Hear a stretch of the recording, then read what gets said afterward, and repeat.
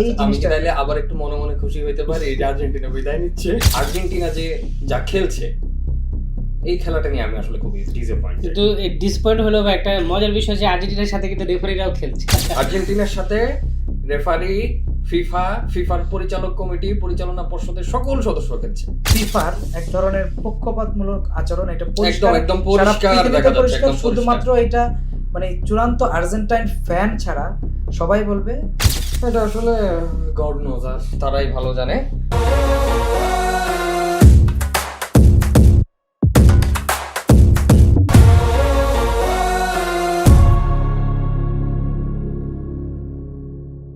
সুপ্রিয় দর্শক, স্বাগত জানাচ্ছি ফিফা বিশ্বকাপ 2026 ঘিরে ভিউজ বাংলাদেশের বিশেষ আয়োজন বিশ্ব মাতানো বিশ্বকাপ অনুষ্ঠানটি পাওয়ার্ড বাই বাংলাদেশের জনপ্রিয় live sports streaming platform rabbit হল বিডি।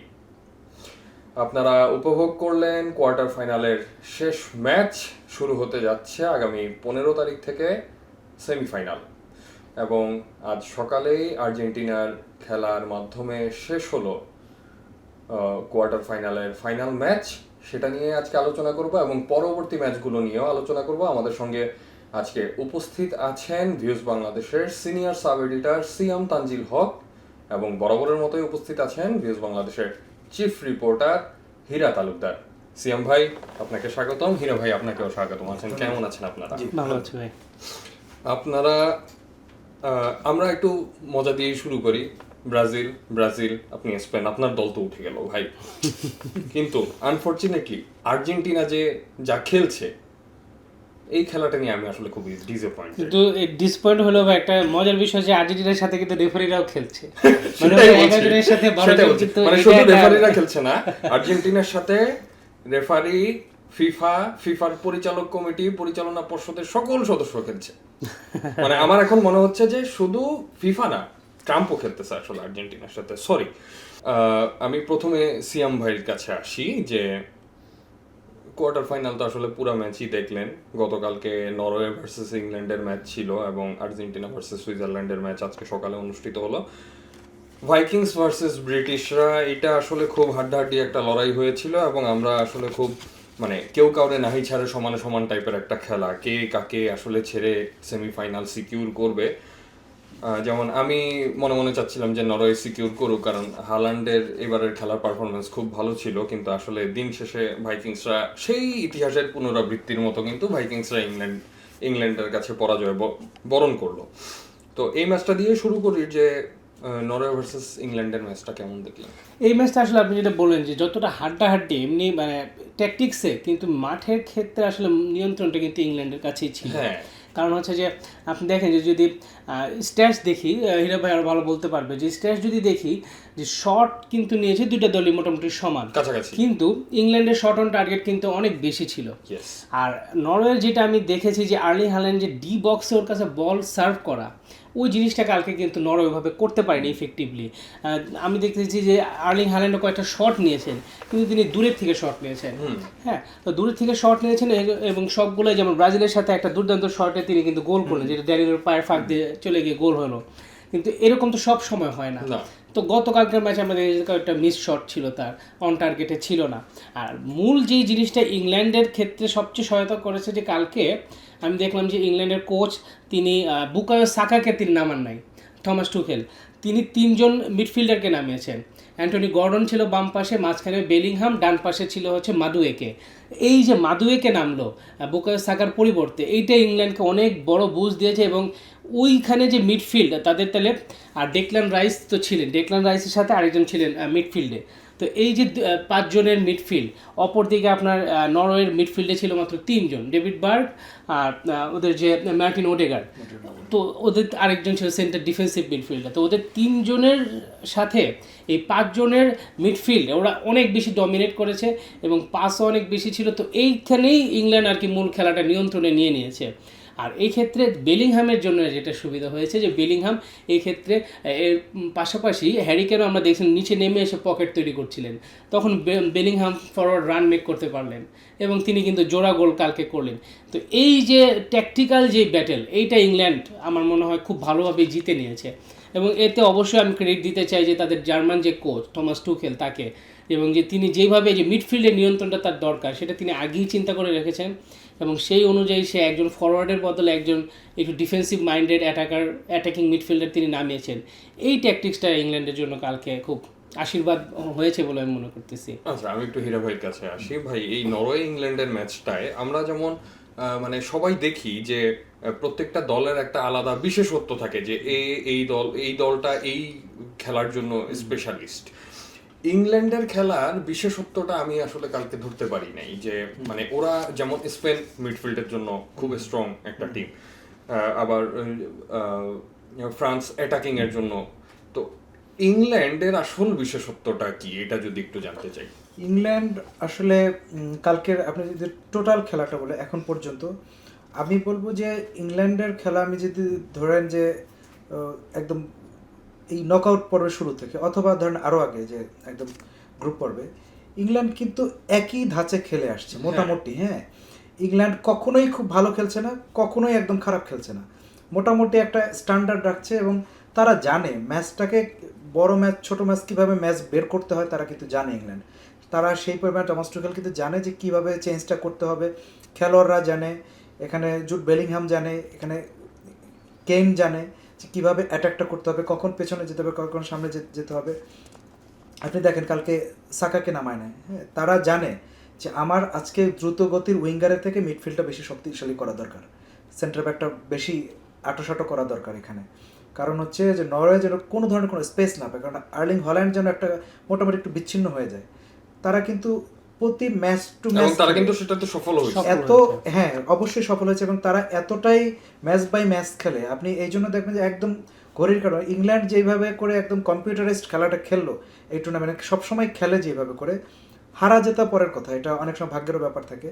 তো আমার মনে হয় না যে চারটা দল এখন ফিফা র্যাঙ্কিংয়ের সেরা চারটা দল যে আসছে সেমিফাইনালে, ফ্রান্স বলেন, স্পেন বা আর্জেন্টিনা, কেউই কিন্তু ইংল্যান্ডের মতো এত গোছানো, এতটা কম্পিউটারাইজড খেলা। হ্যাঁ, আমি বলি না যে ইংল্যান্ড তাদের থেকে ভালো দল, অবশ্যই তারা আরও ভালো দল অনেক ক্ষেত্রে, কিন্তু ইংল্যান্ড খুবই গোছানো খেলাটা খেলে। এই গোছানো খেলাটার প্রবলেমটা সবচেয়ে বেশি হয় যারা একটু লো প্রোফাইলে আসছে। ধরেন নরওয়েকে আমি ওইভাবে বলবো না, মানে যদি ধারে ভারে বলেন, কাগজে কলমে অবশ্যই নরওয়ে একটু নিচে আছে, তো তাদের জন্য খুব ডিফিকাল্ট হয়। ইংল্যান্ড তাদের থেকে যে একটু কোনো জায়গায় যদি কোনো ল্যাকিংস পায় ইংল্যান্ড, কোনো দলের ডিফেন্স যদি দুর্বল দেখে, কারো যদি অ্যাটাকিংয়ে দুর্বলতা দেখে, ইংল্যান্ড কিন্তু সেগুলো খুব ভালো ক্যাশ করতে পারে যে কোনো দলের তুলনায় বেশি, এবং সেটাই হয়েছে। ইংল্যান্ডের এই দক্ষতাটা আমার মনে হচ্ছে কাজে লাগছে একদম শুরু থেকে। একদম আপনার এই নকআউট পর্বের শুরু থেকে যতগুলো ম্যাচ হয়েছে আমি দেখছি যে এক একটা ম্যাচে এক এক ধরনের ইংল্যান্ডকে দেখা যায়। আপনি মেক্সিকোর সময় দেখেন, মেক্সিকোর সাথে ইংল্যান্ড খেলেছে, তারা জানে মেক্সিকো কী করবে, ঝড়ের গতিতে আক্রমণ করবে। ইংল্যান্ড সুন্দর মতন তাদেরকে, তাদের মিডফিল্ডে এবং সেন্টার ব্যাককে একদম সবসময়ের জন্য সতর্ক রেখেছে, এবং ওই কাজের কাজটা কিন্তু এত আক্রমণ করেও কিন্তু কাজের কাজটা করতে পারে না মেক্সিকো, গোলই বের করতে পারে না। তো ইংল্যান্ড 3টা গোল দিল, মেক্সিকো 2টা দিল, শেষ পর্যন্ত আর নির্ধারিত সময়ের মধ্যেই কিন্তু ইংল্যান্ড জিতে গেল। তো মেক্সিকোর মতন দল এবারে যে কটা দল খেলছে তার মধ্যে অন্যতম সেরা পারফরমেন্স ছিল কিন্তু মেক্সিকোর, তাদেরকে এইভাবে করে ইংল্যান্ড হারিয়ে আসছে।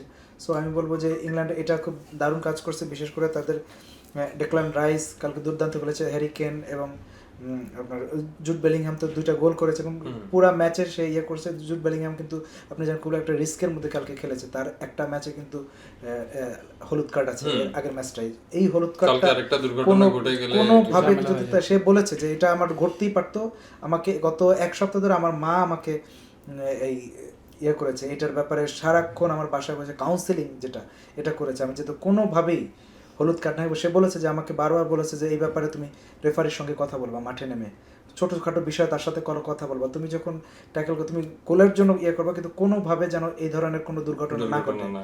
তো এটাও একটা দারুণ ব্যাপার। জুড বেলিংহাম কিন্তু এটা যদি কোনোভাবে ইংল্যান্ড কিন্তু একদম ধসে যেত, আমি বলবো যে আর্জেন্টিনা ম্যাচে। তো এটা কিন্তু হয় নাই। এখন সেমিফাইনালে সে যদি হলুদ কার্ড খেলেও কিন্তু এটা ফাইনালে কাউন্ট হবে না। তো এটা বিরাট একটা বাঁচা বাঁচলো, এটা আমি বলবো। আর হচ্ছে যে আপনি যদি বলেন নরওয়েকে, আমি বলবো যে তাদেরকে কালকে খেলার মধ্যে যদি আসে, তাদের জুলিয়ান ডিয়ারসন এবং দুর্দান্ত খেলেছে, তারপর মার্টিন ওডেগার্ড বিশ্বের অন্যতম ভালো সেরা একজন মিডফিল্ডার। হল্যান্ডের কথা তো সবাই জানে, তো চেষ্টা করেছে, কিন্তু ওডেগার্ড এবং আপনার যে রিয়ারসন এদের দুজনের বল সাপ্লাই কালকে খুবই হতাশাজনক ছিল। তারা আসলে বলটা সাপ্লাই দিতে পারে না এইভাবে করে হল্যান্ডারকে, এবং এই জায়গাটা আমার মনে হয় একটু আমরা ইংল্যান্ডকেও একটু ভাই কালকে আরেকটা জিনিস আমি যেটা লক্ষ্য করলাম, এটা যেমন এর আগে কিন্তু একটা ব্যাটেলের কথা বলে যে ডেকলান রাইস ভার্সেস আপনার আর্লিং হ্যাল্যান্ড, কিন্তু আমি দেখলাম যে কোচ কিন্তু ডেকলান রাইসকে ওই দায়িত্বটাই দিলেন না। ওইখানে আর্লিং হ্যাল্যান্ডকে দেখলাম যে আটকাচ্ছে মার্ক গুয়েহি আর আরেকজন যে অ্যান্ডারসন একজন মিডফিল্ডার, ওরা দুইজন মিলে কিন্তু আটকাচ্ছিল হ্যাল্যান্ডকে। সেইখানে কিন্তু ডেকলান রাইস কিন্তু ওই যে ব্যাটেলটা এইখানে কিন্তু ওই চাপটা তিনি দূর করে দিয়েছেন খেলোয়াড়দের থেকে। হ্যাঁ, মানে এটাই আপনার পরিকল্পনায় কিন্তু আমি দেখলাম যে ভালোই তাদের টমাস টুকেল আসলে কৌশল এবং পরিকল্পনা দুটো মিলে যখন আসলে একটা হাতিয়ার তৈরি হয়, এবং সেই তাদের যদি হাতিয়ারটাই তাদের যদি সেটাই কালকে কাজে প্রচুর লাগিয়েছে। রিসোর্স থাকে এবং তারা যদি অনেক বেশি শক্তিশালী হয়, তখন ইংল্যান্ডের যেমন টমাস টুকেলের কৌশল, তার চিন্তা, তাদের দূরদর্শিতা, এবং সেই সঙ্গে দলীয় যে শক্তিমত্তা, এবং আপনি জানেন যে ইংল্যান্ড এবারের টুর্নামেন্টের সবচেয়ে দামি দল কিন্তু ইংল্যান্ড, খরচে দল হচ্ছে ইংল্যান্ড। তো এরকম একটা দল, তার হাতে এতগুলো অস্ত্র থাকতে তার এখানে ভয়ের কিছু নাই টমাস টুকেলের। সে এটাই করেছে, পরীক্ষা নিরীক্ষা যা করার সব করেছে। সে সাকার মতন প্লেয়ারকে কালকে নামায় নাই, বিকজ সাকা কিন্তু আপনি জানেন যে এখন সবচেয়ে রাইট উইং এ পৃথিবীর সবচেয়ে অন্যতম সেরা গতিশীল রাইট উইঙ্গার। তো এরকম একজন প্লেয়ারকে সে নামার নাই, হয়তো আমরা সেমিফাইনালে তাকে দেখবো, তার সেই শক্তিমত্তা সে হয়তো প্রয়োগ করবে। তো এই জিনিসগুলা কালকের ম্যাচটা সেই অর্থে আমি বলবো যে ওই একটা ব্যাপার। একটা হচ্ছে যে নাইল্যান্ডের কথা বলবো, বিদায় নিলেন তাদের নরওয়ের গোলরক্ষক, ভালো খেলেছে, কিন্তু কালকে তার আত্মবিশ্বাসের যথেষ্ট ঘাটতি আমি দেখলাম। বারবার বলটা তার দিকে আসছিল এবং সে কিন্তু বলটা অনেকগুলো বল, মানে যেটা ধরার কথা সেটা বল ছুটে যাচ্ছে সামনে, সেরকম একটা বলে কিন্তু গোলও খেয়েছে সে। তো নার্ভাসনেস আমি জানি না শেষ পর্যন্ত আসলে তারা যখনই তারা একটা লাল কার্ড খেলো কালকে, লাল কার্ড না, তারা যখন ওই যে সেকেন্ড গোলটা যখন খেলো, খাওয়ার পর থেকে দেখলাম যে তারা আসলে ওই ওইটা আর ইয়ে হলো না, মানে কেমন যেন মনে হলো নরওয়ে আসলে যে সেই যে লাস্ট ম্যাচ যে খেলে আসলো নরওয়ে, তাদের কোনো ছাপ এটার মধ্যে আর নাই। হ্যাঁ, আমিও সেটাই ভাবছিলাম যে যেই নরওয়ে আসলে ব্রাজিলকে এভাবে খেলে মানে তুড়ি মেরে আসলে উড়াই দিল, সেই নরওয়ে আসলে কালকে কেমন জানি একটা খাপছাড়া ভাবে খেললো। আচ্ছা, আমি একটু পরবর্তী ম্যাচটাতে যাই। এটা আসলে বলতে গেলেও গায়ে একটু জ্বলে থাকতো, বলতে তো হবে, দায়িত্বই। আর্জেন্টিনা ভার্সেস সুইজারল্যান্ড, এবং সুইজারল্যান্ডকে কিন্তু আমরা দেখলাম যে আপ্রাণ চেষ্টা করলো অবশ্যই, এবং আর্জেন্টিনা নিয়ে আসলে এইবারের বিতর্কটা না আসলে একটু বেশিই খারাপ হয়ে যাচ্ছে। মানে কেন জানি ওই যে আমরা বলি না যে ইন্টারন্যাশনাল পলিটিক্সের নোংরামির একটা বিষয় থাকে, এই বিষয়টার মতো হয়ে যাচ্ছে আর কি। যে দেখেন 10 মিনিটের মাথায় অ্যালিস্টার একটা গোল করলো, এরপরের কিন্তু দীর্ঘ মিনিটে মানে 112 মিনিট পর্যন্ত আর কোনো গোল নাই। 67 মিনিটের মাথায় সুইজারল্যান্ডের নডিয়ে একটা গোল করলো। আর্জেন্টিনা কি করলো যে ওই যে 10 মিনিটের মাথায় যে গোলটা করলো, ওই গোলের পরে তাদের কিন্তু আর হচ্ছে গোলের কোনো দেখা পাওয়া গেল না। মানে মনে হচ্ছে যে ছেড়ে ফেরে খেলতেছি। মানে এইটা ভাই কিভাবে হয় যে প্রত্যেকবারই আমি ভাববো যে আমি লাস্ট মোমেন্টে উঠে গোল দিয়ে দিতে পারবো। আমি আসলে আর্জেন্টিনা সুইজারল্যান্ডের ম্যাচটা নিয়ে আমি আসলে হতাশ। সিএম ভাইয়ের কাছেই আমি শুরু করি যে আপনি আর্জেন্টিনা সুইজারল্যান্ডের ম্যাচটা আজকে সকালে কি আসলে ভাই যদি বিতর্কটার কথা বলি, ম্যাচ ট্যাকটিক্সে আসছি, বিতর্কতার কথা বলতে গেলে এগুলো আসলে অমূলক না, যে আলোচনাগুলো হচ্ছে। যেমন কালকের ম্যাচই ধরেন, মানে ব্রাজিল সমর্থক হওয়ার কোনো কথা না ভাই, যে একজন ফুটবল প্রফেশনালিজমের জায়গা থেকে ফুটবল প্রেমী বা ফুটবল ভক্ত হিসেবেও যদি আপনি দেখেন, কালকে আপনি যেটা বললেন যে আর্জেন্টিনা প্রথমে একটা গোল দিল, তারপরে কিন্তু আমরা দেখছিলাম যে সুইজারল্যান্ড তাদের ডিফেন্সটা আটোছাটো করেছে, তাদের কৌশলটা তারা চেঞ্জ করেছে, সর্বাত্মক মানে যত দিক থেকে শক্তি খাটানো যায় দুর্দান্ত অ্যাটাক করতেছিল। হ্যাঁ, মনে হচ্ছিল যে এই যে আর্জেন্টিনা হয়তো ভেঙে গেল। দুইটা কাউন্টার কিন্তু তারা করেছে এবং ওই সবগুলো কিন্তু খুব ভালো ছিল। এরপরে হঠাৎ করে একটা লাল কার্ড দেখানো হলো, এই যে আপনার সুইজারল্যান্ডের একটা যিনি কিন্তু আমার তখনই মনে হচ্ছে যে ব্রিলি এমবোলো যে কোনো সময় একটা মানে আর্জেন্টিনা ডিফেন্সটা সে ভেঙে গোল করতে পারে। তখনই দেখলাম যে ব্রিলি এমবোলোকে লাল কার্ড দেওয়া, মানে লাল কার্ড দেখানো, হলুদ কার্ড দুইটা তিনি পেয়েছেন।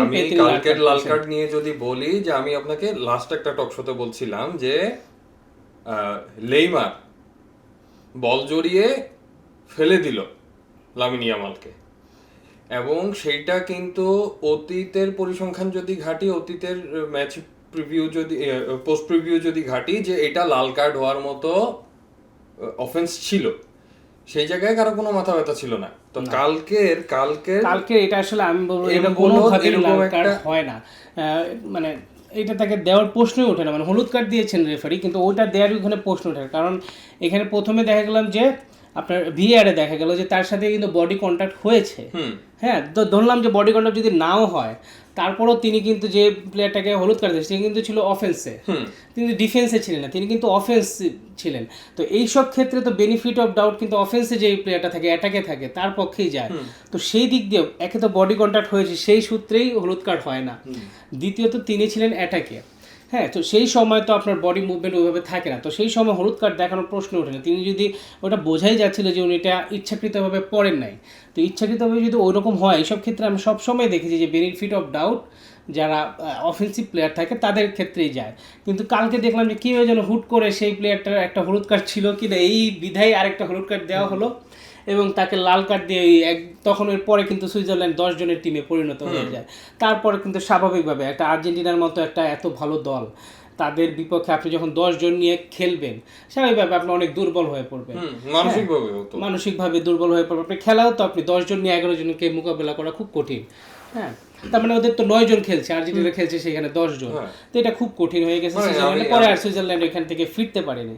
এই হীরা ভাই আলটু ভালো বলতে পারবেন। হীরা ভাইয়ের কাছে আসি, যে হীরা ভাই আপনার কাছে আসলে একটু জানতে চাই যে এই যে মানে আর্জেন্টিনার, মানে আমি জানি না আমি আসলে কি বলবো, স্বেচ্ছাচারিতা বলবো না স্বৈরাচার বলবো, মানে ফিফা হইতেই পারে যে বড় দলগুলোর প্রতি, বা যে লাস্ট চ্যাম্পিয়ন থাকে, যে বা যারা ফিফা যেহেতু মানে ওপেন সিক্রেট বলা হয় যে মানি মেকিং মেশিন, ওকে সেটা, কিন্তু তাই বলে এইভাবে ন্যাক্কারজনকভাবে এই পরিচালনাগুলা। আচ্ছা, আমি বলি কালকের যে ম্যাচটা শুরু থেকে দুই দল কিন্তু সমানে সমান খেলেছে, এবং কালকে সুইজারল্যান্ড শুরুর দিকে দুর্দান্ত খেলেছে। তো আর্জেন্টিনা গোল দেওয়ার পরে সুইজারল্যান্ড কিন্তু তাদের খোলস ছেড়ে বের হয়েছে এবং দুর্দান্ত খেলেছে, এবং একের পর এক যখন আক্রমণ করছিল, তো আমার কাছে মনে হলো যে সুইজারল্যান্ডের গোল জাস্ট একটা সময়ের ব্যাপার, যে কোনো সময় চলে আসবে। জাস্ট আমি ভাবতে ভাবতে গোলটা হয়ে গেল। তো দুর্দান্ত ওই ধরনের প্রেশার, এরকম আর্জেন্টিনা কিন্তু এই ধরনের প্রেশার, হ্যাঁ গোল খেয়েছে এই টুর্নামেন্টের সবচেয়ে অনেক গোল খেয়েছে তারা এই পর্যন্ত যারা এসেছে তাদের মধ্যে। তো সেই তারপর আমি বলবো যে এরকম অ্যাটাক কিন্তু তারা সহ্য করতে হয় না এই টুর্নামেন্টে এখন পর্যন্ত। তো এটা তারা করলো, গোল করলো, সমান সমান হলো। তারপরে আপনি যদি বলেন যে ব্রিল এমবোলে কিন্তু কালকের, আমি জানি যে তাদের জাকা হচ্ছে সবচেয়ে ভালো প্লেয়ার সুইজারল্যান্ডের, ব্রিল এমবোলে কিন্তু কালকে সবচেয়ে ভালো খেলছিলেন। তার যে আপনার প্রথম হলুদ কার্ডটা, সেটাও আমি বলবো যে এখানে কিন্তু প্রশ্নবিদ্ধ। কারণ হচ্ছে বলটা যখন ক্লিয়ার করছিলেন, সে যখন ওখানে বলটা থামাচ্ছে, সে ক্লিয়ার করা অবস্থায় পাটা দিলেন সামনে, পাটা গিয়ে লাগলো আর্জেন্টিনার প্লেয়ার পায়ে। তো এখানে কিন্তু পা লেগেছে, যে এইটার জন্য বড় জোর একটা ফাউল হতে পারে, নট ইয়েলো কার্ড।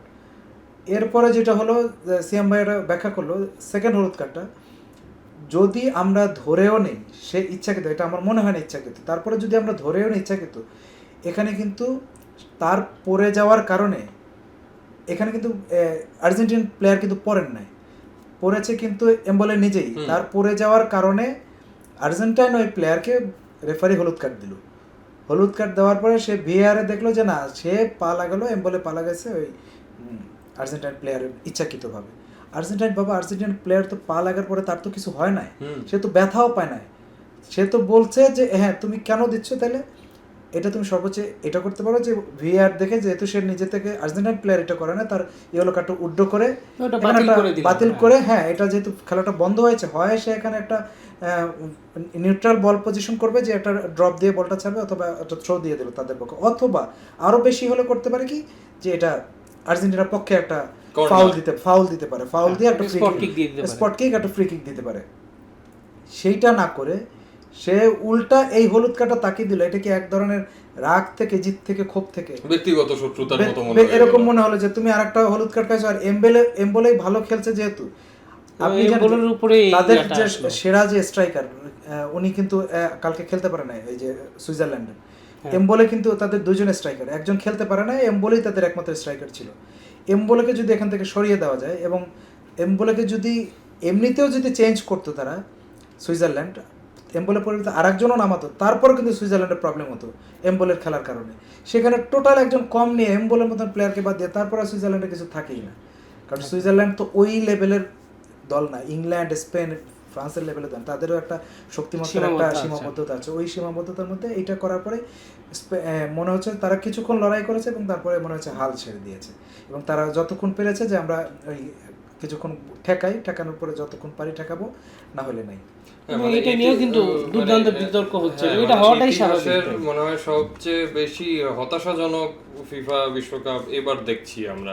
তো আমার মনে হয় কি, আমি এখানে আর্জেন্টিনাকে দোষ দিব না, আমি আসলে মনে করতেছি খেলায় তো যে আর্জেন্টিনা তো জিতার জন্যই খেলবে, এখানে জন্যই ফিফার খেলবে, আমার মনে হয় কোনো বাণিজ্যিক কোনো সমস্যা ইস্যু না, থাকতে সমস্যাটা পারে। তো হচ্ছে এই সিদ্ধান্ত। কলানি এখানে কিন্তু একটা কথা বলছে কালকে, আর্জেন্টিনা অবশ্যই আমি ভালো বলবো খেলছে। যে এখানে দুইটা জিনিস, একটা হচ্ছে ফিফার এক ধরনের পক্ষপাতমূলক আচরণ, এটা পরিষ্কার, একদম পরিষ্কার সারা পৃথিবীতে দেখা যাচ্ছে, পরিষ্কার, একদম শুধুমাত্র এটা মানে চূড়ান্ত আর্জেন্টাইন ফ্যান ছাড়া সবাই বলবে, এবং ফিফার অফিসিয়াল লোক ছাড়া যে সারা পৃথিবী বলবে, সমস্ত বোদ্ধারা বলবে, সমস্ত সাংবাদিকরা বলবে যে এটা যে চূড়ান্ত পর্যায়ে পক্ষপাতমূলক আচরণ হচ্ছে এবার। আরেকটা স্কলানি নিজেও আজকে স্বীকার করেছে যে সুইজারল্যান্ড ম্যাচে আমাদের ভাগ্য সহায় ছিল, হ্যাঁ ওই লাল কার্ডটা না হলে আমাদের জন্য ডিফিকাল্ট হয়ে যেত। তাহলে দেখেন তারা পর্যন্ত স্বীকার করছে যে তাদের ভাগ্যের জোরে জিতছে তারা, স্কলানি আজকেই বলেছে। তো এই যে ভাগ্যের জোর, এবং ফিফা থেকে যদি কোনো ধরনের এরকম একটা অবৈধ আমি বলবো যে সহযোগিতা তাদেরকে যদি করে থাকে, হ্যাঁ আর্জেন্টিনা ঠিকই বলছে, আর্জেন্টিনা তো চাইবে জিততে, কিন্তু ফিফার উচিত হয়নি এই ধরনের কাজটা করা। এখানে আমার মনে হয় কি ভাই, যেমন কমার্শিয়াল, যেমন যদি এখন যেমন দেখেন যে ফিফা র্যাঙ্কিং এর 1 2 3 4 চারটা টিম আসছে, এটা কিন্তু সুইজারল্যান্ডের মধ্যে চলে আসতো, তাহলে কিন্তু একটা এই যে এলোমেলো হয়ে যেত। এটা কিন্তু ফিফা হতে পারে যে কমার্শিয়ালি তারা এটা ঠিক রাখার চেষ্টা করেছে। ওইটাই, এটা আসলে গড নোজ, আর তারাই ভালো জানে। আমি একটু দর্শকদের কাছে ফিরে যাই, যে দর্শক আপনারা জানেন যে কোয়ার্টার ফাইনাল শেষ হলো এবং আগামী 15 তারিখ থেকে শুরু হচ্ছে সেমিফাইনাল। এবং মজার বিষয় হচ্ছে ফিফা বিশ্বকাপের গেল 100 বছরের ইতিহাসে এই প্রথমবারের মতো ফিফার যে র্যাঙ্কিং এর 1 2 3 4 সিরিয়ালের যে দলগুলা, এবার এরা সবাই সেমিফাইনালে এসেছে। তো আমি যদি একটু বলে দেই যে ফিফার 1 নম্বর র্যাঙ্কিং এ আছে ফ্রান্স, এবং 2 নম্বর র্যাঙ্কিং এ আছে আর্জেন্টিনা, 3 নম্বর র্যাঙ্কিং এ আছে স্পেন, এবং 4 নম্বর র্যাঙ্কিং এ আছে ইংল্যান্ড। তো আমি যদি সময়সূচিটা জানিয়ে দিই যে আগামী 15 জুলাই দিবাগত, অর্থাৎ 14 জুলাই দিবাগত রাত, অর্থাৎ 15 জুলাই 1টার সময় আপনারা খেলা দেখতে পাবেন ফ্রান্স ভার্সেস স্পেন সেমিফাইনাল, এবং 16 তারিখ তার পর দিন অর্থাৎ 15 তারিখ দিবাগত রাত 1টার সময় দেখতে পাবেন ইংল্যান্ড ভার্সেস আর্জেন্টিনা। তো এখন আমরা এই আলোচনাটায় ফেরত যাই। আমি হীরা ভাই আপনার কাছ দিয়ে শুরু করতে চাই। আপনার অল টাইম ফেভারিট দল স্পেন, এবং তাদের বিপক্ষে খেলবে হচ্ছে ফ্রান্স, মানে যাকে হচ্ছে বলা হয় যে ফুটবল জগতের স্বৈরাচার এমবাপ্পে। এখন ফ্রান্স স্পেন অবশ্যই একটা হাড্ডাহাড্ডি লড়াই হবে, এই ব্যাপারে কোনো সন্দেহ নাই। এই ম্যাচটাকে আসলে কিভাবে দেখতে চান? স্পেন আর ফ্রান্স ম্যাচটা আমার মনে হচ্ছে এটাই ফাইনাল। মানে আপনি যদি ধারে ভারে বলেন, কাগজে কলমে বলেন, বিশ্বকাপের এবারের ফার্স্ট রাউন্ড থেকে এর পর্যন্ত পথ চলা যেটা বলেন, এর আগের যে হিস্ট্রি বলেন, বিশ্বকাপ তো 4 বছর পর হয়, 4 বছরের একটা হিস্ট্রি নিয়ে চূড়ান্ত এটাকে কিন্তু বিশ্বকাপ 4 বছর বসেই হয়। আপনি দেখবেন যে এই ওয়ার্ল্ড কাপের ফার্স্ট রাউন্ডেও কিন্তু ধারাবর্ষকারকে বলতে শুনবে যে ওয়ার্ল্ড কাপ ফাইনাল। এই টুর্নামেন্টটাকে বলা হয় ওয়ার্ল্ড কাপ ফাইনাল আসলে অফিসিয়ালি। পুরাটা ফাইনাল, সারা বছর কিন্তু ওয়ার্ল্ড কাপ হয়। বাংলাদেশ যখন ওয়ার্ল্ড কাপ বাছাই খেলে, এটাও কিন্তু ওয়ার্ল্ড কাপ। পৃথিবীর যেখানে যেখানে এই 4 বছর বসে খেলা হয় এটাকে বলা ওয়ার্ল্ড কাপ। এবং এই যে 48 দলে হয়েছে, 48 দল খেলছে ওয়ার্ল্ড কাপ ফাইনাল। আর ফাইনাল অরিজিনাল আমরা যেটা বুঝি, যেটা ওইটা আসলে শিরোপা জয়ের গ্র্যান্ড ফিনালে, এবং ওইটা শিরোপা জয়। এই টুর্নামেন্টটা ওয়ার্ল্ড কাপ ফাইনাল।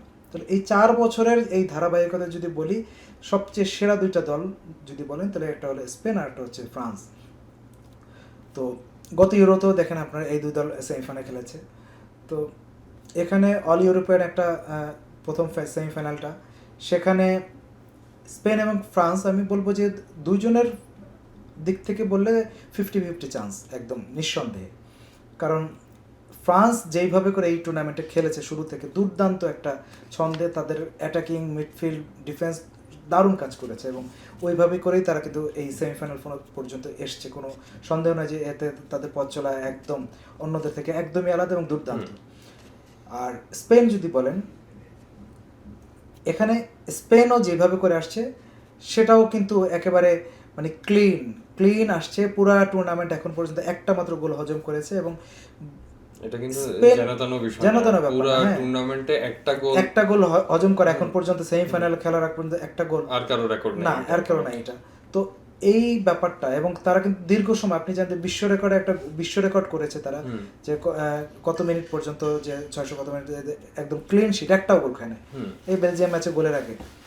তো এইখানে দুজনের এই কারণে মহরণটা দুর্দান্ত হবে। তো আরেকটা পরিসংখ্যান আপনাকে বলি, যেটা ইন্টারেস্টিং, অনেকেই খেয়াল করেন না। আপনি যখন দেখবেন এই ফ্রান্স কার সাথে খেলে আসছে এখন পর্যন্ত, ফ্রান্স কিন্তু এখন পর্যন্ত মানে কোনো বড় দলের সাথে খেলাই পড়ে না তার। এখন মানে একদম সেই ফার্স্ট রাউন্ড থেকে এ পর্যন্ত আসার আগ পর্যন্ত মাঝখানে যেটা খেললো শুধুমাত্র একটা মরক্কোর সাথে, সেই মরক্কো কিন্তু আসলে আমি বলবো যে ওই লেভেলের না। ওরা মানে তো দুর্দান্ত র‍্যাঙ্কিং এর হিসাবে ধরলে তো ওরা আসলে র‍্যাঙ্কিং এর পেছনে, এবং আপনি দেখেন মরক্কোর থেকে র‍্যাঙ্কিং এর যদি 5 ধাপ, কত ধাপ, প্রায় 10-12 ধাপ পেছনে আপনার এই যে সুইজারল্যান্ড, আপনি সুইজারল্যান্ডের সাথে বা বেলজিয়াম ধরেন আরো 6 ধাপ পেছনে, বেলজিয়ামের সাথে আপনি একবার মরক্কোর খেলা দিয়ে দেখেন, মরক্কো দেখবেন যে হাউতাশ করতেছে এবং পুরো হাবুডুবু খাচ্ছে।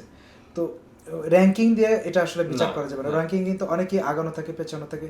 বাংলাদেশ ধরেন এখন র্যাঙ্কিং কত, 182, ধরেন 150তম বা 160তম দলের সাথে 20 ধাপ আগানো কারোর সাথে বাংলাদেশে এখন খেলা হোক, আপনি দেখবেন যে বাংলাদেশ 300 গোলে জিতে গেছে। কারণ এটা র্যাঙ্কিংটা বাংলাদেশে আস্তে আস্তে আগাবে। তো র্যাঙ্কিংটা হচ্ছে এটা।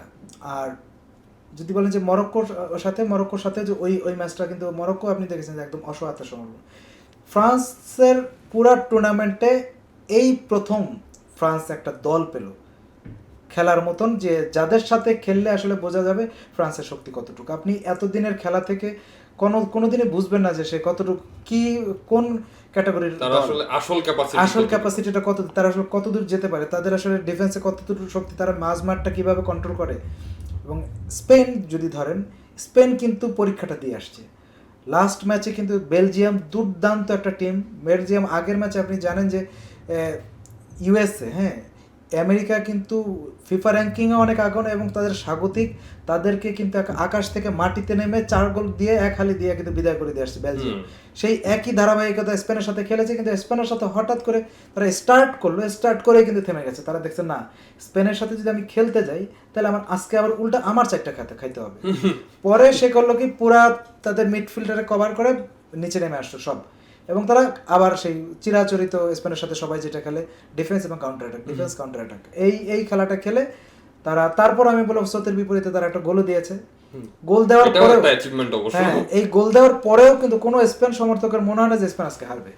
খেলাটা যারা দেখছে, কোনো কিছুতে কোনো ধার ছিল না, স্পেনও জিতবে, এটা হয়তো সময়ের ব্যাপার ছিল। নির্ধারিত সময় না জিতলে হয়তো বাড়তি 30 মিনিটের স্পেন আরও 2টি গোল দিয়ে দিত। তো সেটা মিকেল মেরিনো পরে এসে গোল দিয়ে দিচ্ছে। স্পেন এইভাবে করে আসার পরে তো স্পেনের যে মিডফিল্ড, নিঃসন্দেহে আমি বলবো যে অ্যাটাকিংয়ে বিশ্ব সেরা হচ্ছে আপনার ফ্রান্সের যে অলিসে এবং হচ্ছে দেমবেলে দুই দিক থেকে, এবং মাঝখান থেকে এমবাপ্পে, আপনি জানেন যে দুর্দান্ত ছন্দে আছে এবং সে গোল্ডেন বুটের দৌড়ে আছে, সবার থেকে আগানো আছে মেসির সমান। তো তাদের সমন্বয় যে তাদের অ্যাটাকিংটা, এটা কিন্তু বিশ্বসেরা, এটার একটা দুর্দান্ত ব্যাপার। কিন্তু স্পেনের কিন্তু ডিফেন্সে কিন্তু খুবই দুর্দান্ত এবার খেলছে। আমি তো বললাম যে একটা গোল খেয়েছে এখন পর্যন্ত এবং দীর্ঘ সময় তার ক্লিন শিট রেখেছে। তাদের বিরুদ্ধে তারাও কিন্তু এটা মোকাবিলা করার জন্য অবশ্যই প্রস্তুত থাকবে। এবং মিডফিল্ডটা হচ্ছে খুব ইম্পর্টেন্ট একটা ম্যাচের নিউক্লিয়াস বলা হয় মিডফিল্ডকে। মিডফিল্ডে যদি স্পেন যেভাবে মিডফিল্ড কভার করে, তাদের যে মিডফিল্ডের শক্তিমত্তা, রদ্রি, গাভি, পেদ্রি, মিকেল মেরিনো, এরা বিশ্বসেরা মিডফিল্ডাররা যেভাবে ছন্দে, তারা যেই পরিমাণে তাদের ক্যালিব্রেটে আছে এবং তাদের ইউজ করবে, তারা উইঙ্গাররা কিন্তু নিচে নামে মিডফিল্ড কভার করে এবং কুকুরেলা উপরের দিকে উঠে আসে, তাদের ডিফেন্সিভ মিডফিল্ডার। তো এই মিডফিল্ডটা যদি স্পেন কভার করে ফেলতে পারে পুরো মাঠের মধ্যে, তাহলে কিন্তু না অলিসে বল পাবে, না দেমবেলে পাবে, না এমবাপ্পে পাবে, এবং একটা বিচ্ছিন্ন হয়ে যাবে। তখন কিন্তু মিডফিল্ডে যদি স্পেন তার এই শক্তিটা যদি সেমিফাইনালে দেখায়, তাহলে কিন্তু ফ্রান্সের কোনো ডিপার্টমেন্টই আর ভালো করার কোনো সুযোগ নেই, কারণ হচ্ছে প্রতিটা ডিপার্টমেন্টের সাথে প্রতিটা ডিপার্টমেন্ট যুক্ত। তবে আমার কেন জানি মনে হচ্ছে আসলে যে ফ্রান্স স্পেনের এই ম্যাচটা অতিরিক্ত সময় ঠিক কালকের আর্জেন্টিনা ভার্সেস সুইজারল্যান্ডের ম্যাচটা যত হ্যাঁ, সময় হতেই পারে। গড়াইছে এরকম একটা সময় গড়ানোর সমূহ সম্ভাবনা আছে। আমি এই একই ম্যাচটা নিয়ে একটু সিএম ভাইয়ের কাছে ছোট্ট করে জানতে চাই যে আপনি এই ম্যাচটা নিয়ে কি হীরা ভাই যেটা বললো, আমি হীরা ভাইয়ের সাথে একদম একমত যে এই যে আপনার এই ম্যাচটা আসলে খুব হাড্ডাহাড্ডি হতে যাচ্ছে। আর এই যে ব্যাটেলটা হবে হচ্ছে ফ্রান্সের, ভাই যেটা বললেন যে ফ্রান্সের অ্যাটাক নিঃসন্দেহে এখন বিশ্বের সেরা। হ্যাঁ, সেখানে ডিজায়ারি ডুয়ে আছে তাদের মিডফিল্ডে, আবার অপরদিকে যে স্পেনের মিডফিল্ড এখন আবার বিশ্বের সেরা। তো এখন মিডফিল্ডের সাথে ফ্রান্সের অ্যাটাকের একটা ভালো একটা লড়াই হবে আমার মনে হচ্ছে। আবার ডিফেন্সে কিন্তু দুইটা দলই প্রায় সমান সমান।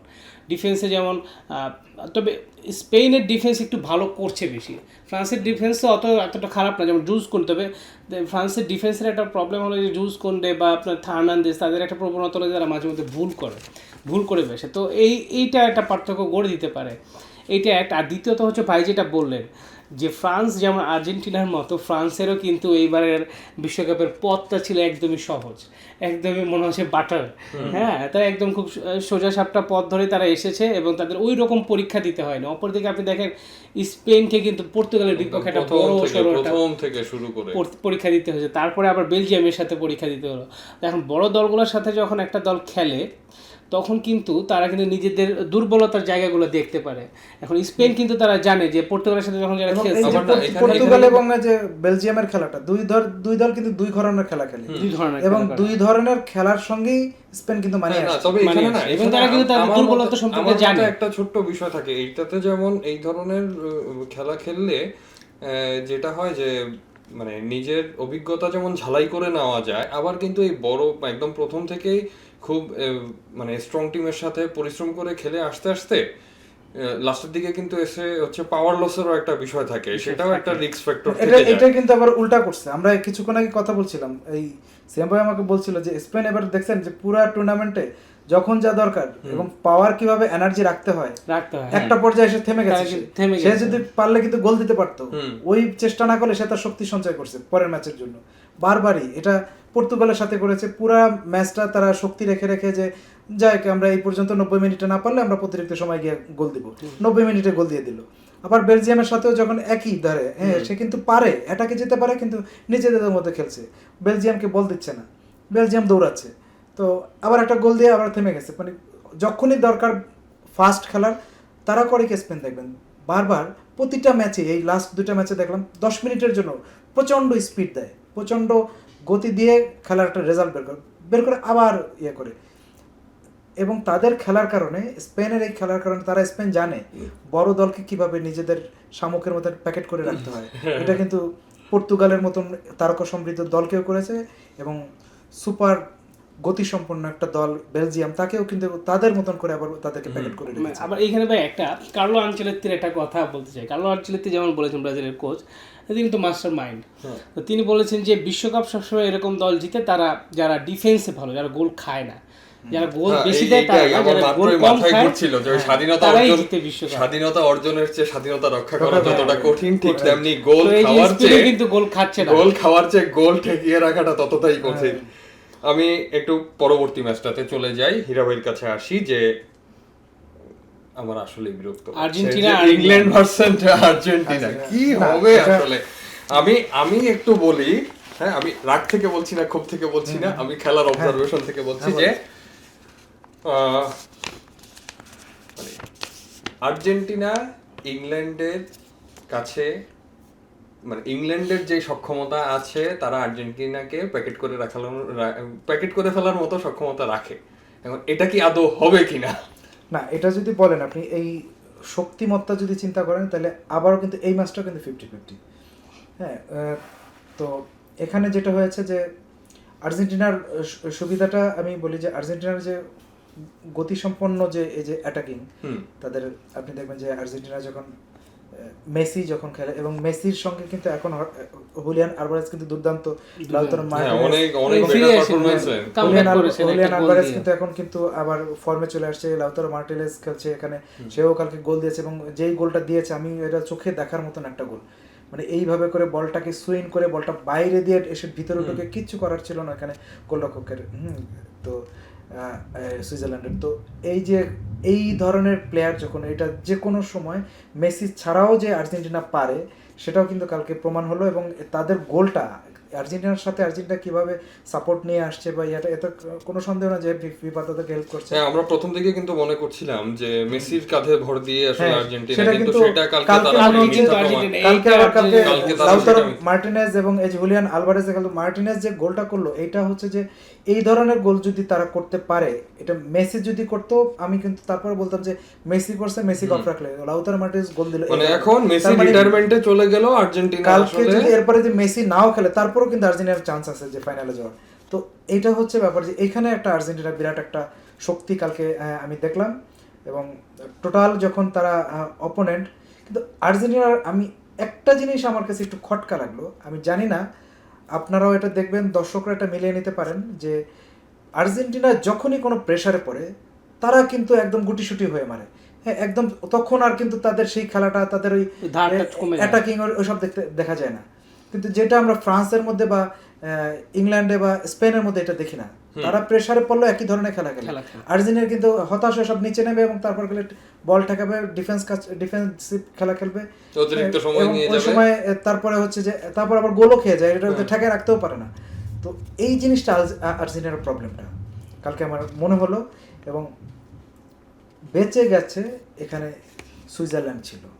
এখন যদি আমি বলি এই জায়গাটায় সুইজারল্যান্ডের এই জায়গাটায় খেলবে হচ্ছে সেমিফাইনালে ইংল্যান্ড যদি খেলে, ইংল্যান্ডের কিন্তু এই আর্জেন্টিনার যে অ্যাটাকিং, এইটা প্রেশার কাটানোর মতো কিন্তু তাদের ডেক্ল্যান রাইস আছে, জন স্টোন আছে, এখানে কিন্তু ওই দুর্বল কেউ নাই। না, মানে ডেক্ল্যান রাইস- ইংল্যান্ডের কাছে তো সবগুলোই দানব। এই ইংল্যান্ডের সব দানব আছে ডেক্ল্যান ওদের রাইস কাছে। যখন খেলবে, হ্যাঁ এই স্টোন যখন খেলবেন, স্টোন হচ্ছে আপনি জানেন যে খুবই স্টোন মানে স্টোনই ওখানে ডিফেন্সে ইংল্যান্ডে, ওটাই বললাম যে এবং ওদের সবটা কাছে তো প্রাচীর সবই দানব। দাঁড়ায় থাকবে, হ্যাঁ ডেক্ল্যান রাইস, তারপরে আপনার বুকাও সাকা তাকে বেঞ্চে রেখেছিল গত ম্যাচে, সে কিন্তু পূর্ণ উদ্যমে কিন্তু রাইট ব্যাকে খেলবে আর্জেন্টিনার সঙ্গে, এবং যথারীতি জুড বেলিংহাম, এবং যদি আপনি বলেন যে হ্যারি কেইন, তারা যদি তাদের অ্যাটাকিংটা খেলে, এই হ্যারি কেইন এবং জুড বেলিংহাম, আমি আলভারেজের কথা বললাম, হ্যাঁ নিঃসন্দেহে আলভারেজের জন্য এটা মার্টিনেজ খেলবে, তো এটা যদি তারা ওইভাবে করে তাদের অ্যাটাকিংটা মেসির সঙ্গে করে, তাহলে আপনি বলবেন যে জুড বেলিংহাম যদি হ্যারি কেনের সাথে একত্রে হয়ে যদি অ্যাটাক করে আর্জেন্টিনার এই নরবরে ডিফেন্সের সামনে, এটা আসলে খুব তাইলে কঠিন হয়ে কিন্তু যাবে আসলে। আর্জেন্টিনা কিন্তু একাধিক গোল খাবে, এবং সেমিফাইনালে একাধিক গোল খেয়ে এটা কিন্তু মিশর না যে আপনি 2 গোল খেয়ে আবার 2 গোল দিয়ে দেবেন 10 মিনিটে। Yes. এইটা কিন্তু আবার ওখানে কিন্তু ওই স্টোনের সামনে আপনার যেতে হবে, আবার ডেক্লান রাইসের সামনে যেতে হবে আপনাকে গোল করতে হলে, হ্যাঁ এই আমি কি জিনিসটা তাইলে আবার একটু মনে মনে খুশি হইতে পারি যে আর্জেন্টিনা বিদায় নিচ্ছে? না, এটা আর্জেন্টিনা আসলে এখানে বলা যাচ্ছে না এইবার এখন। আমি বলবো যে এতদিন আমার কাছেও মনে হয় না যে আমি একবারও বলি নাই, হ্যাঁ আমি কিন্তু স্পেনের সঙ্গে খেলার দিন আপনাকে বলেছি এখানে বসে যে আজকে আমরা হয়তো ক্রিস্টিয়ানো রোনালদোকে আজকে বিদায় দেবো, হ্যাঁ তো বলে কয়ে আমরা কিন্তু আসছি এবং বিদায় দিয়েছি সেদিনকে। তো আমার কাছে এতদিন একবার আমি বলি না যে মেসিকে আমরা বিদায় দেবো, কিন্তু আমার কাছে কেন যেন মনে হয় যে ইংল্যান্ড ম্যাচে এরকম হতে মেসিকে আমরা হয়তো শেষ দেখা দেখতে পারি। ভাল লাগছে। এটা আসলে এই ইংল্যান্ড আর্জেন্টিনার ম্যাচটা তো একটা ঐতিহাসিক ব্যাটেল। না, এটা কিন্তু আমি পরিসংখ্যানগত দিক থেকে বললাম, কোনো দলের সাপোর্ট না, না, না, না, পরিসংখ্যানের অবশ্যই দিক না। থেকেই বললাম যে দুই অবশ্যই দলের আমরা তো সবসময় দুই বলি দল যে যেমন আমরা খেলছে, সমর্থন ব্যক্তিগত জায়গায়, হ্যাঁ। কিন্তু কিন্তু না, এটা আমরা যতটুকু হ্যাঁ খবরটা বুঝি, ইংল্যান্ডের যে সেটা অনুযায়ী। ডিফেন্স সেটাই মিডফিল্ড এবং বলছিলাম অ্যাটাক, যে ইংল্যান্ডের এবং যে তাদের যে ডিফেন্স অবস্থা। অ্যাটাক, এবং হচ্ছে ইংল্যান্ডের আরেকটা জিনিস চিন্তা করতে ও হবে আরেকটা আমি বলি আপনাকে, যে শক্তিমত্তা, মানে শক্তিমত্তা, শারীরিক শক্তিমত্তা। আমি আরেকটা জিনিস বলি যেটা আমি স্পেনের ক্ষেত্রে বললাম যে স্পেন কিছুটা অ্যাডভান্টেজ পাবে যে বড় দলগুলোর সাথে খেলে আসার কারণে তারা ট্যাকটিক্সগুলো জেনেছে, যেটা ফ্রান্স এখনো পায় না, স্পেন পেয়ে ওই অভিজ্ঞতা দিয়ে খেলবে। একই ঘটনা আর্জেন্টিনা এবং এই ইংল্যান্ডের ইংল্যান্ডের ক্ষেত্রে। ক্ষেত্রে। স্পেনের মতন কিন্তু ইংল্যান্ড কিন্তু বড় বড় দলের সাথে খেলে আসছে হ্যাঁ, এই টুর্নামেন্টে। সে কিন্তু ব্রাজিলকে হারানো, এই নরওয়ের সাথে কিন্তু একটা পরীক্ষা দিয়ে কিন্তু নরওয়েকে মোটামুটি কালকে এক ধরনের বলবো যে এই করে দিচ্ছে, হ্যাঁ এবার খেলতেই দেয় না, নাস্তানাবুদি করছে। এবং এর আগের ম্যাচটাই কিন্তু এই টুর্নামেন্টের সবচেয়ে আমি বলবো যে শক্তিশালী একটা দল যে নিজেদের মাঠের কাছে মেক্সিকো তাদেরকে কিন্তু হারিয়ে আসছে। হ্যাঁ, মেক্সিকো একদম মানে ঘরের মাঠে হ্যাঁ, গোলা ঝুলাই দিছে এই একদম। এই হ্যারি কেন, এই যে আপনার জুড বেলিংহামরা কিন্তু 3টা গোল দিয়ে আসছে হ্যাঁ মেক্সিকোকে। তো আমি বলবো যে ইংল্যান্ড কিন্তু এগুলা খেলে কিন্তু সেমিফাইনাল আসছে। সেই ক্ষেত্রে আর্জেন্টিনা কিন্তু কাদের সাথে খেললো? কেপ ভার্দে, মিশর। তাও আবার হ্যাঁ, প্রত্যেকটা এবং দলের সাথে প্রত্যেকটাতেই আমরা দেখলাম যে এই দলগুলোর সাথে হ্যাঁ, খেলতে গিয়েও ওটা আমি আসছি। আর্জেন্টিনাকে প্রচুর স্ট্রাগল করতে হয়েছে। এবং স্ট্রাগল যদি আপনি একদিন করেন, আমি মেনে নেবো যে ওই একটা অ্যাক্সিডেন্ট হয়েছে, এটা হইতে পারে এটা যে কি এনার্জি কেপ লস সাথে হয়েছিল। আমরা বুঝে যাবো যে কেপ প্রত্যেকটা ভার্দে ম্যাচে ভালো আমার খেলেছিল। মানে প্রত্যেকটা হ্যাঁ। ম্যাচ আমার অতিরিক্ত সময় যাচ্ছে, প্রত্যেকটা ম্যাচ আমার স্ট্রাগল করতে হচ্ছে। আমি প্রতিটা ম্যাচে গোল খাচ্ছি। হ্যাঁ, হ্যাঁ। তো এই কেপ ভার্দে এসে 2টা গোল দিয়ে দিল। তো আমি ধরলাম যে ওই দিন আমার কাছে কেন যেন আমি মনে মনে ভাবছিলাম যে কেপ ভার্দের সাথে অ্যাক্সিডেন্টলি হয়তো এরকম খেলছে। আমি তারপরে বলছিলাম যে মিশর তো তার থেকে ভালো, তাই সেদিন ওই মিশরের সাথে সেই একই ঘটনা, মিশর আগেই 2টা গোল খেয়ে গেল। তারপরে দেখেন সুইজারল্যান্ডের সাথে এসে একটা গোল দিয়ে সেটা স্যার রাখতে পারলাম, সেটা গোল ক্লিন শিট রাখতে পারলাম, গোল খেয়ে গেল। তো এই যে সুইজারল্যান্ড পর্যন্ত, মিশর, সুইজারল্যান্ড এবং কেপ ভার্দে এক একজনের ফিফা র্যাঙ্কিং কত জানেন? এক একজনের হচ্ছে 82, একজনের 36, এবং সুইজারল্যান্ড সবচেয়ে ভালো, তারও 20-এর নিচে। এই দলগুলোর সাথে সে খেলে আসছে। এখন এসে তারা খেলছে 4 নম্বর ফিফা র্যাঙ্কিংয়ে ইংল্যান্ডের সাথে। এইটা কিন্তু দুই দলের ক্ষেত্রে হঠাৎ দেখায়। এই যে এতদিন ইংল্যান্ড বড় দলগুলোর খেলে এসে যে ঝালাই করে নিজেকে নিয়ে এসে আজকে খেলবে ধরেন আর্জেন্টিনার সাথে, আর্জেন্টিনা কিন্তু ছোট দলগুলোর সাথে খেলে এবং এই হতাশাজনক পারফরমেন্স করে খেলে এসে আই ডোন্ট নো যে আসলে তারা কতটা সার্ভাইভ করতে পারবে এখানে। সেমিফাইনালের রেজাল্টই আসলে বলে দিবে যে আর্জেন্টিনার সাথে কি ফিফা খেলছে নাকি ফিফা খেলছে না। আমি একটু সিএম ভাইয়ের কাছে আসতে চাই, এই ইংল্যান্ড আর্জেন্টিনা ম্যাচটা যদি একটু ছোট্ট করে বলেন যে আপনি কিভাবে দেখছেন। আগেই বলে দিই আপনি কিন্তু ব্রাজিল সমর্থক, আমি ব্রাজিল সমর্থক, এখানে ওই সমর্থনের বিষয়টা কিন্তু আনা যাবে না ভাই। না, সমর্থন হলেও এখানে একটা জিনিস আপনার একটু মাথায় রাখতে হবে, আর্জেন্টিনাকে আসলে এই খাতা থেকে বাদ দেওয়া যাবে না। কারণ হচ্ছে কি, এই যে আর্জেন্টিনা ভার্সেস ইংল্যান্ডের যে ম্যাচটা, এটা কিন্তু খুব ঐতিহাসিক একটা ম্যাচ। অনেক আগে এই যে ম্যারাডোনার যে হ্যান্ড অফ গড, হাত দিয়ে যে গোল দেওয়া, ওইটাও কিন্তু এই ইংল্যান্ডের বিপক্ষে। ফকল্যান্ড যুদ্ধ, সেই ফকল্যান্ড আইল্যান্ডের যুদ্ধ থেকে তাদের একটা খুব বৈরী ইতিহাস। কারণ আর্জেন্টিনা কি জাতিগতভাবে ধরেন ফুটবলটা খুব ভালোবাসে, ওরা ফুটবলটা খুব তাদের আরাধ্য। তা এখন কিন্তু এই যে ইংল্যান্ডের সাথে খেলা, কেউই কোনো আর্জেন্টিনবাসী চাবে না যে আর্জেন্টিনা হারুক। এই আর্জেন্টিনা তাদের জীবনের সবচেয়ে সেরা মানে খেলার চেষ্টা করবে, এটা আমার মনে হচ্ছে। কারণ কি, এই মেসির বিদায় কোনো আর্জেন্টাইন চাবে না যে ইংল্যান্ডের সাথে হেরে হোক। তাহলে এটা কিন্তু তার সারা জীবনে এটা ফাইনালে গিয়ে, হ্যাঁ, তার ফাইনালে গিয়ে হারুক, অসুবিধা নেই। তবে এইখানে আরেকটা বিষয় আবার মনে রাখতে হবে, লিওনেল স্কালোনি আজকে বলতেছিলেন যে আমরা আসলে শিরোপা জয় করতে চাই না। গত বিশ্বকাপে যেমন বলছিলেন যে আমি শিরোপাই জিততে চাই, এবার কিন্তু কেন জানি তিনি বলতেছেন যে শিরোপা জয় আমার লক্ষ্য না, আমাদের লক্ষ্য হচ্ছে যে আমাদেরকে হার না মানা একটা মহাকাব্যিক দল হিসেবে সবাই মনে রাখুক। তো সেটা রেফারির সহায়তার সাথে দিয়ে হোক আর যেভাবেই হোক, হার মানবে না তারা। তো এই ম্যাচে আমার মনে হচ্ছে যে তারা হার মানবে না।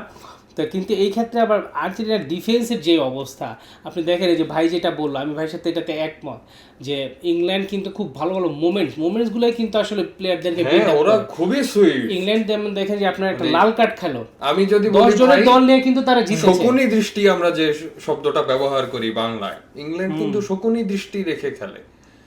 তো ওরা যেমন একটা ম্যাচে লাল কার্ড খেয়েছে, লাল কার্ড খেয়ে 10 জনের দল নিয়ে কিন্তু পরে তারা কিন্তু সেই ম্যাচটাও বের করে আনছে। তো এই ধরনের মোমেন্টসগুলো ইংল্যান্ডের খুব কাজে দিবে। তো আমার মনে হয় যে এই আর্জেন্টিনার ডিফেন্স ইংল্যান্ড ভাঙতেই পারে। আচ্ছা, আমরা প্রায় শেষ পর্যায়ে, তবে যাওয়ার আগে আমরা একটা প্রেডিকশন পার্ট করব বরাবরের মতোই। তবে আজকের প্রেডিকশন পার্টে আমি একটা মজা ঢুকাবো, মজার পরে আসতেছি। আগে একটু বলি, ফ্রান্স ভার্সেস স্পেন।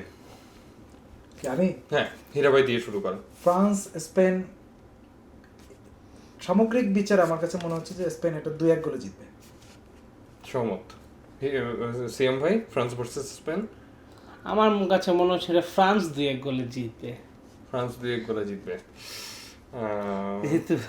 হীরা ভাই স্পেন 2-1 গোলে জিতবে। আচ্ছা, আমি স্পেনটাকে আগিয়ে রাখলাম। হীরা ভাইয়ের কাছে আসি, ইংল্যান্ড ভার্সেস আর্জেন্টিনা। এখানে আমার মনে হয় 3-2 গোলে ইংল্যান্ড জিতবে। সিএম ভাই? আমার কাছে মনে হয় এই ম্যাচে গোল হবে, কিন্তু আমার মনে হচ্ছে যে কেন যেন এই ম্যাচটা ওই যে হার না মানা মানসিকতা, ট্রাইবেকারে যাবে এই ম্যাচটা, ট্রাইবেকারে যাবে এবং আমার মনে হয় ইংল্যান্ডই জিতবে, মেসিকে আমরা এবারে বিদায় দিয়ে দিব মনে হচ্ছে। এরপরে আমি যে প্রেডিকশনটা আসতে চাই সেটা হচ্ছে আগামী 19 তারিখ আপনারা জানেন যে রাত 3টায় থার্ড প্লেসের খেলাটা অনুষ্ঠিত হবে। এখন যদি এখান থেকে আমরা ধরে নিই যে স্পেন ফাইনালে যাচ্ছে এবং ইংল্যান্ড ফাইনালে যাচ্ছে, সেটা আসলে এখনই বলা যায় না। হ্যাঁ, সেটা তবুও যে যাক, আর্জেন্টিনা ভার্সেস ফ্রান্স যদি তৃতীয় স্থান নির্ধারণী ম্যাচ খেলে তাহলে কি আসছে? নির্ঘাত অবশ্যই ফ্রান্স। আবার যদি সেখানে স্পেন হয়, নির্ঘাত স্পেন। হ্যাঁ, এই স্পেন আর ফ্রান্সের মধ্যে যে জিতবে সে ফাইনালে গিয়েও জিতবে, আমাদের মনে হয় জিতবে মানে না, অবশ্যই, আমার অবশ্যই। কাছে এটা আমাদের প্রেডিকশন আর কি, যে জিতবে ফাইনালে যাবে সে ফাইনালে জিতবে, আর যে তৃতীয় স্থান নির্ধারণে খেলবে সে তৃতীয় স্থানে জিতবে। এই দুই দলের মধ্যেই তৃতীয় হবে এবং চ্যাম্পিয়ন হবে। তো ফাইনালটা বলা যায় না, তবে আমার মনে হয় যে হ্যাঁ ভাই যেটা বললো যে স্পেন ফ্রান্সের মধ্যে যে হারবে ও তৃতীয় স্থান নির্ধারিত। আমি ফাইনালের প্রেডিকশনটা সহ দিয়ে দেই, এবার স্পেন কাপ নিচ্ছে। আমারও তো মনে তাহলে হয় তো ভাই আমাদেরকে এটা অনেক ভালো পার্টি দিবে। স্পেন ইংল্যান্ড আমার কাছে মনে হচ্ছে যে খেলা হতে পারে। হ্যাঁ, ও ভাই ইংল্যান্ডের কথা বলছেন, ভালো মনে হয়েছে যে ইংল্যান্ড, হ্যাঁ ইংল্যান্ডের কিন্তু এবার না সমূহ সম্ভাবনাও আছে। সম্ভাবনা আছে ইংল্যান্ডের এবং দর্শকরা ফাইনালে বলছে গেলে যে আমি বিশ্বকাপ আমি ঘরে আসছে। যেমন আজকে বলতেছি পুরো খেলার বিচারে আমার সাথে কারো হয়তো মিলবে না, আমার কাছে মনে হচ্ছে যে ফ্রান্সকে সবাই এগিয়ে রাখছে, আমি ফ্রান্সের থেকেও ইংল্যান্ডকে বেশি আগাবো। হ্যাঁ, কারণ কি হ্যাঁ। আমি এই টুর্নামেন্টের খেলা দেখে, আমি সবগুলো খেলা দেখে আমার মনে হচ্ছে যে স্পেনের সাথে আমি সরাসরি বলে দিলাম যে স্পেন ফ্রান্সের সাথে জিতবে 2-1 গোলে। যদি ফাইনালে ইংল্যান্ড এবং ফ্রান্স হয় আমি কিন্তু এখানে বলতে পারবো না যে স্পেন জিতবে। ফ্রান্স এবং স্পেন এবং ইংল্যান্ড খেলা হলে যদি হয়? তাহলে ইংল্যান্ড এবং স্পেনের 50-50 চান্স, এবং ইংল্যান্ডও জিতে যেতে পারে। অসংখ্য ধন্যবাদ সিএম ভাই, আপনাকে অসংখ্য ধন্যবাদ হীরা ভাই এতক্ষণ সময় দেওয়ার জন্য। দর্শক, বিশ্ব মাতানো বিশ্বকাপের আজকে ছিল এ পর্যন্তই। আপনারা অবশ্যই সেমিফাইনালের ম্যাচ দেখবেন এবং আমরা আগামীকালও এই প্রোগ্রামটা নিয়ে আবার হাজির হব আপনাদের সামনে। ততক্ষণ অবশ্যই আপনারা খেলা নিয়ে পর্যালোচনা করবেন এবং আমরা যে প্রেডিকশন করি, যে পোল দিয়ে থাকি, এই পোলে অংশগ্রহণ করবেন। আপনাদের প্রেডিকশন আমাদের প্রেডিকশনের সাথে মিলে কিনা, কিংবা আমাদের এই অনুষ্ঠান নিয়ে বা ফিফা বিশ্বকাপ 2026 ঘিরে আপনাদের কোনো মতামত আছে কিনা, বিভিন্ন বিষয় বিশেষ করে যে বিতর্কগুলো চলছে, এই বিতর্ক নিয়ে আপনাদের কোনো পয়েন্ট অফ ভিউ আছে কিনা সেগুলো জানিয়ে দিবেন আমাদের কমেন্ট বক্সে। আবার দেখা হবে আগামী প্রোগ্রামে। ততদিন ভালো থাকুন, সুস্থ থাকুন এবং ভিউজ বাংলাদেশের সঙ্গে থাকুন। ধন্যবাদ।